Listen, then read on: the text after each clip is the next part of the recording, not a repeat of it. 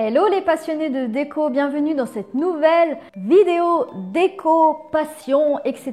etc. J'aimerais vous partager aujourd'hui 10 conseils à savoir avant de démarrer un projet de décoration. Ce sont des conseils que j'ai déjà donnés à ma communauté, mais je me suis dit qu'un petit rappel ne ferait pas de mal. Alors, on commence tout de suite. Tout ce que vous devez savoir avant de commencer un projet de déco. Numéro 1, c'est déjà d'effacer le fouillis. Il est toujours préférable de commencer un projet de décoration avec un bon tri et finalement avec une toile vierge. Alors, prenez un sac poubelle et une caisse. Les choses inutiles, vous les jetez ou les recyclez et les choses que vous pouvez vendre ou donner, vous les mettez dans la caisse. Faites de votre objectif de remplir votre sac poubelle et votre caisse. Vous le savez, on encombre nos espaces de vie de trop de choses. Donc c'est important de faire de la place pour apporter de la nouveauté dans notre intérieur. Petite astuce, mettre de la bonne musique vous donne de l'entrain, donc pensez-y. Astuce numéro 2, c'est de rajouter de la couleur dans son intérieur. Mais avant de rajouter beaucoup de couleurs, je vous invite à choisir une couleur phare qui vous plaît. Ça peut être par exemple intéressant pour rajouter une couleur, de jouer avec les accessoires ou encore si vous êtes bricoleur, de repeindre un mur ou deux. Repeindre une pièce, ça a un effet énorme avant, après. Ça vous transforme complètement une pièce à vivre. Donc si vous avez envie de changement, changer la couleur des murs, ça peut être très intéressant. Si vous souhaitez changer radicalement d'endroit, de lieu de vie, changez les peintures. Si vous ne savez pas quoi choisir comme teinte, je vous invite à découvrir toutes les vidéos sur comment choisir les couleurs dans son intérieur. Et j'ai également créé une vidéo avec 24 teintes de décoration inratables que vous pouvez choisir en fermant les yeux parce qu'elles sont intemporelles et elles sont faciles à assortir. Donc n'hésitez pas à aller voir ça. Astuce numéro 3, c'est de savoir faire des compromis.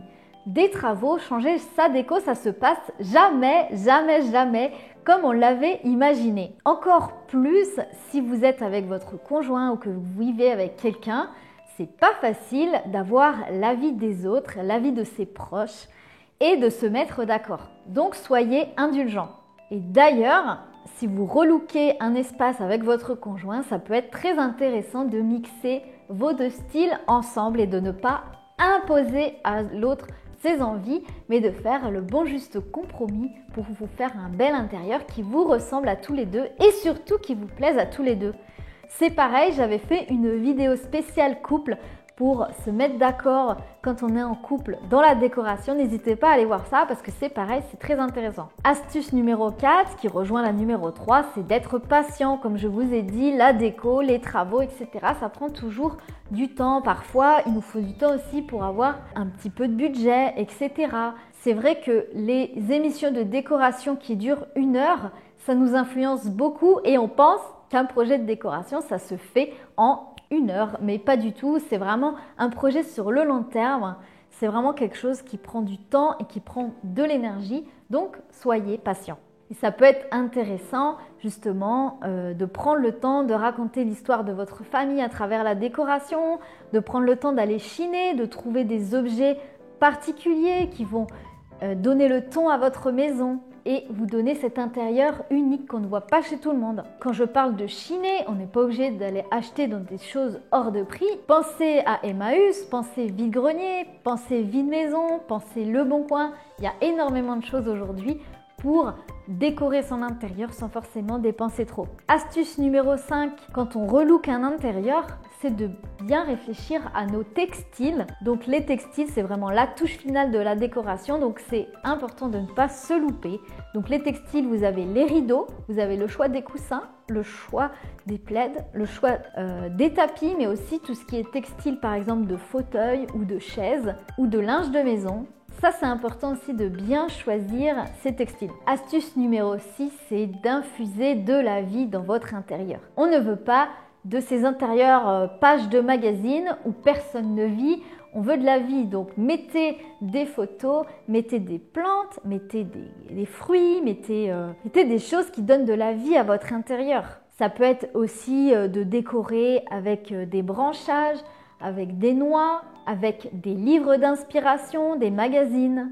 On n'y pense pas toujours, mais ça rajoute énormément de vie à un intérieur. Et je le rappelle, quand vous avez plusieurs plantes dans un même espace, d'harmoniser vos pots ensemble pour rajouter cette touche de décoration pro. Astuce numéro 7, là je vous donne tout un tas de conseils, mais je vous conseille aussi d'enfreindre les règles. Chez vous, personne d'autre va y habiter à part vous, sauf bien évidemment si vous avez des enfants, des proches, etc.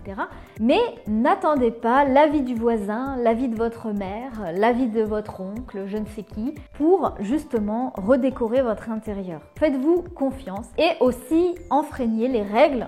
Si vous avez vraiment envie de mettre ce rouge mais qu'on vous le déconseille, faites-le. Et un mur, ça se repeint de toute façon. Vous n'avez pas besoin de suivre spécifiquement un ensemble de règles rigides pour redécorer votre intérieur. La décoration, c'est aussi se faire confiance et oser des choses. D'ailleurs, les meilleurs architectes d'intérieur et décorateurs, pourquoi ça marche pour eux? Parce qu'ils se font confiance et qu'ils osent sortir des sentiers battus, sortir des règles. Alors surtout, ne vous excusez pas auprès de vos proches si ce bleu canard, c'était vraiment votre envie de l'instant. Vous n'avez pas à vous justifier. Vous devez toujours vous sentir à l'aise dans votre intérieur. Je peux vous dire que tout ce qu'on infuse dans notre maison, toute l'inspiration qu'on y met et surtout toutes les intentions positives, ça peut vraiment transformer un intérieur.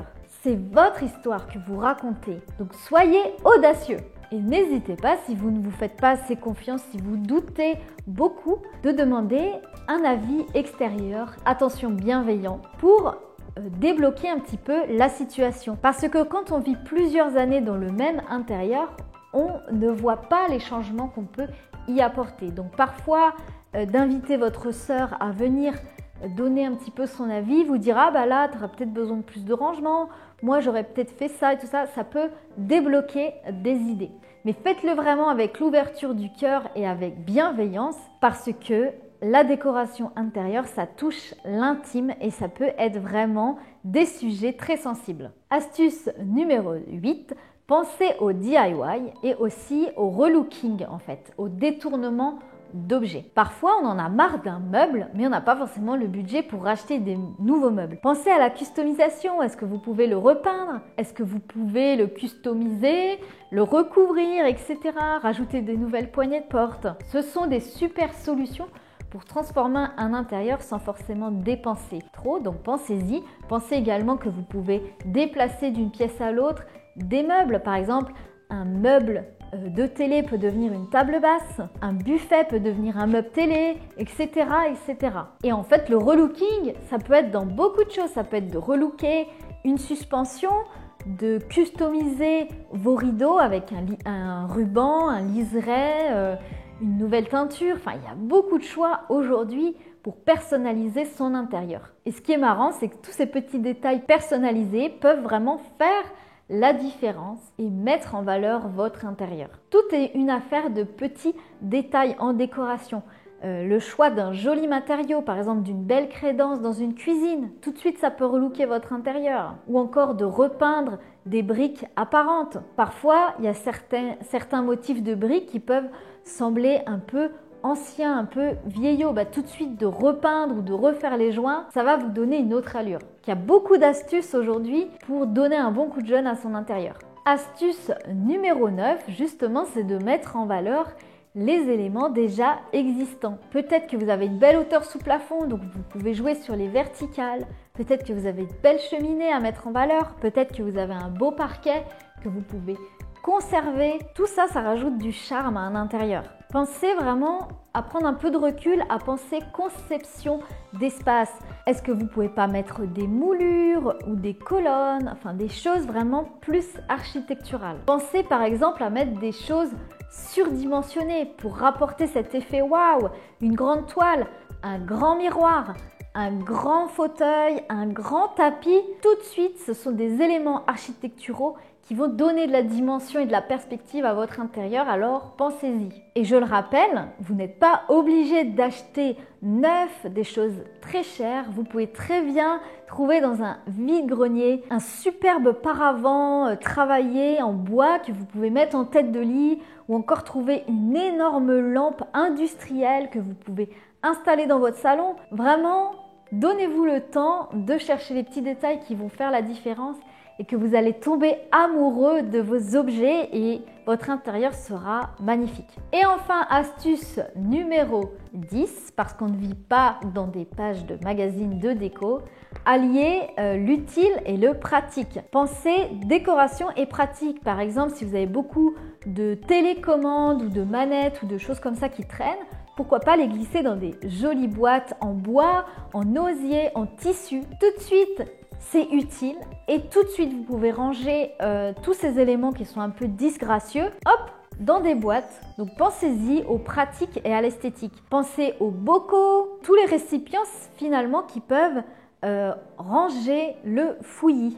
C'est super pour essayer de garder une maison en ordre et aussi d'installer chaque objet à sa place et de bien ranger, faire quelque chose de fonctionnel et de pratique. Voilà, j'espère que tous ces conseils vous auront apporté. Je suis vraiment ravie de partager tout ça avec vous. Je pense que ce sont des choses qu'on ne vous dit jamais en décoration. Et d'ailleurs, restez bien à l'écoute parce que je vais sûrement relancer ma formation en ligne qui s'appelle Décor Pro.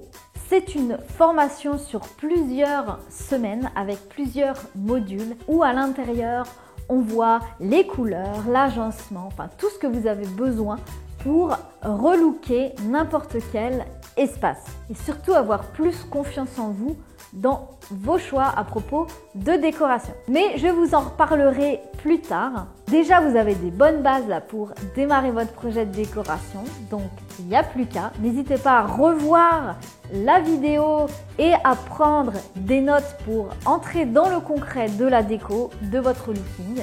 Je vous souhaite une excellente déco et on se retrouve bientôt pour une nouvelle vidéo. À bientôt!